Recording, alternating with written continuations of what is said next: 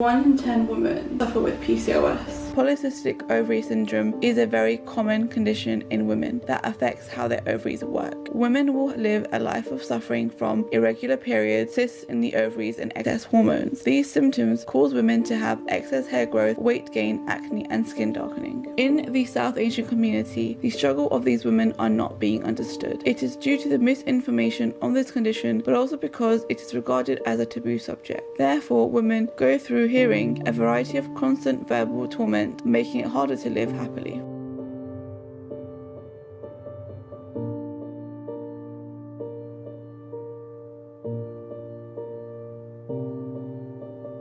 My experience from the time that I was diagnosed was not an easy one. As much as it is difficult being so open and sharing my story, I am doing this for all of us women suffering in silence. I am bringing to you an outlet to let you know you are not alone. You will be okay, and we will get through this together.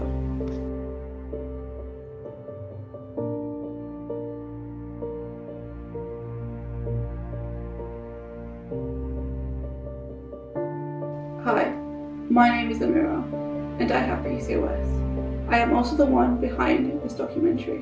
My name is Fatiha, and I have PCOS.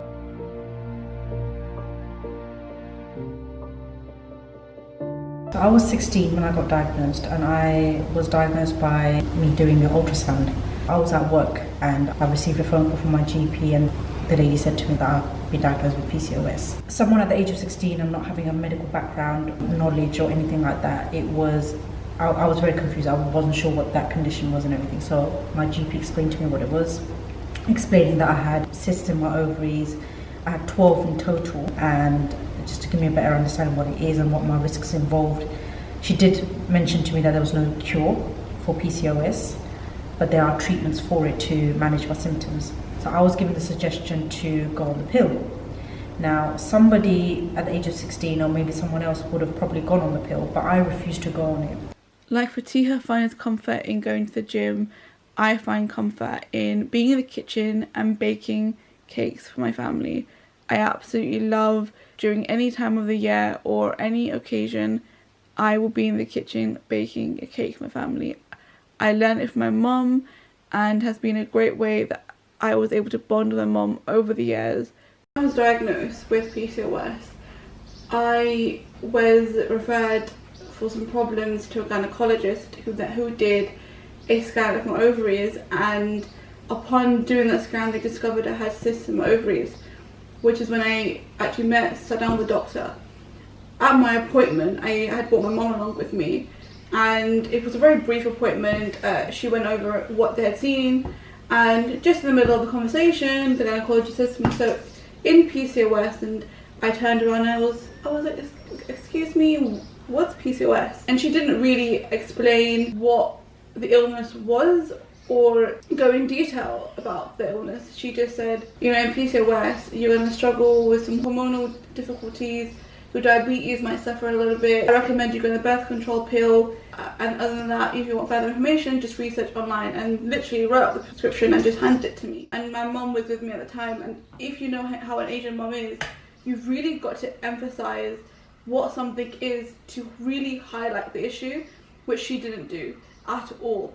So the whole time, my mom was just like, okay, it's not that serious, it's probably just nothing, you'll be fine, you're going to have kids, you're going to have a happy life. She didn't really believe it. When you are diagnosed with this, you've probably been living with a lot of the mental health challenges that come with it anyway, before the diagnosis, trying to figure out, why am I putting on a lot of weight and I cannot simply shift it? Or why is my hair thinning? I can't, I've got a healthy diet, my hair is thinning. Why have I got a lot of acne? Why have I got hair growth in all the wrong places, but my hair where I want to have thick hair? Teenage years are tough. When you put all of this on top, you're putting a lot of weight on this, and it can bring anxiety, depression, and so on. I went over to see family who didn't know or acknowledge what this really was.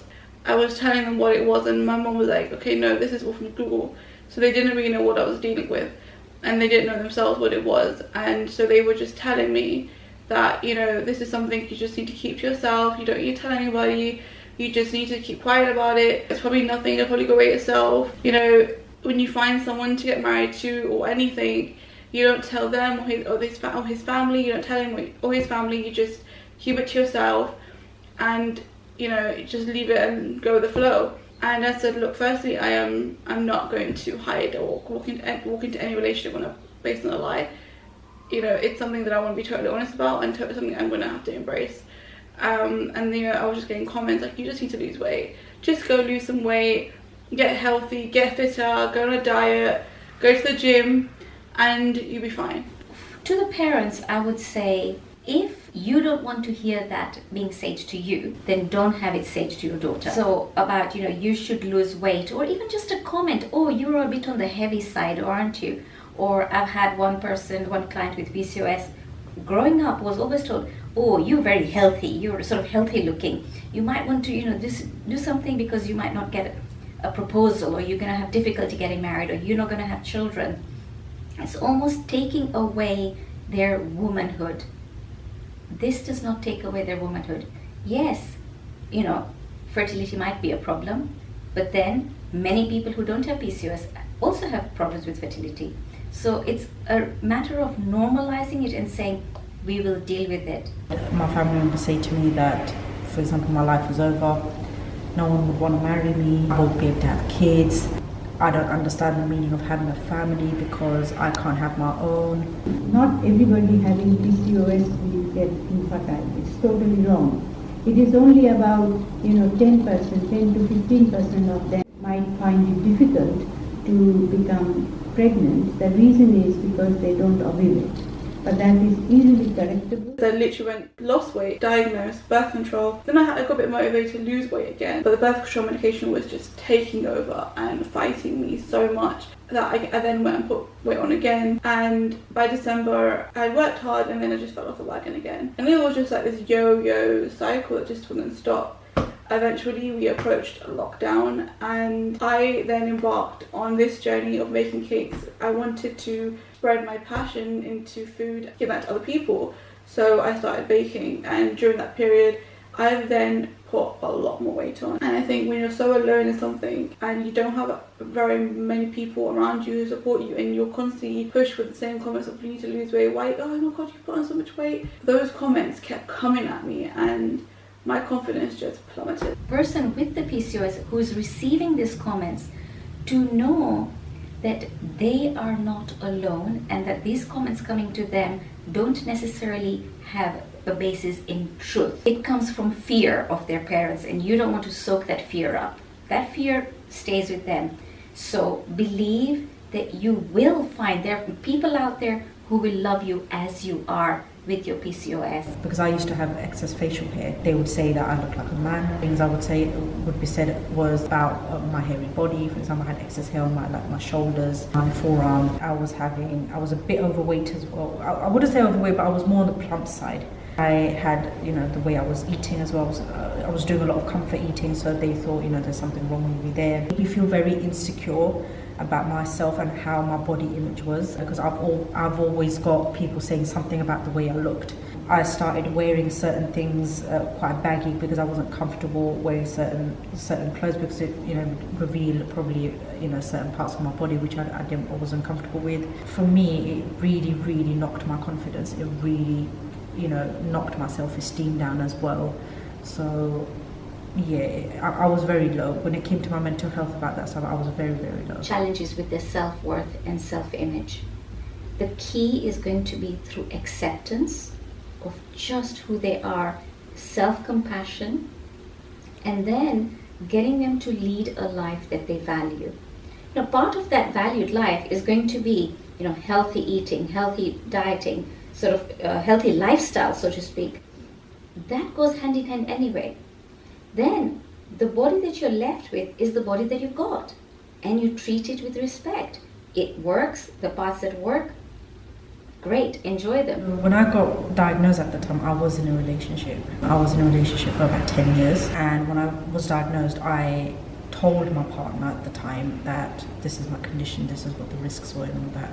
And in the beginning of the first 7 years, he was very supportive. He said, things like, it's okay if you can't have kids, we'll adopt. He was very supportive during that time. Never questioned about anything else or never said anything about the way I looked. He liked me for me. I think the last 3 years of my relationship, because we're thinking of getting married and starting a family as well and all that, the talks were always there. It was an abusive relationship, and where things were said to me which was hitting below the belt, such as I was put in a position where I was given a condition to go to the doctors and get myself checked out to make sure I can have kids. A block in my life that I won't be able to start my own child. I never ever thought like that. For my partner of 10 years to turn around and say that to me made me feel like I was less of a woman. When you're in a romantic relationship, you want to look at the qualities that you value in a partner and go for that. You go out, you get to know each other, and then if and when things get serious and marriage comes into the picture, I would say it is imperative to just go with honesty is the best policy.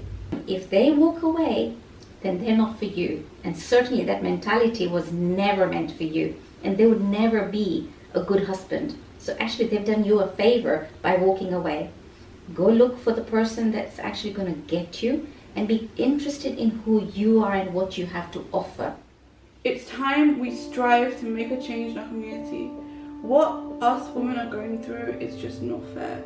And the fact that women are afraid to actually come out and speak about having PCOS, the fact that women don't want to even reach out to anyone or even openly speak or even be comfortable to even mention the word PCOS is extremely sad. And that needs to change. We need to embrace this illness as a community. We need to teach one another what this illness is and how to manage it. And even if we don't know how to manage it, educate ourselves on how to manage it so we can help each other and support one another.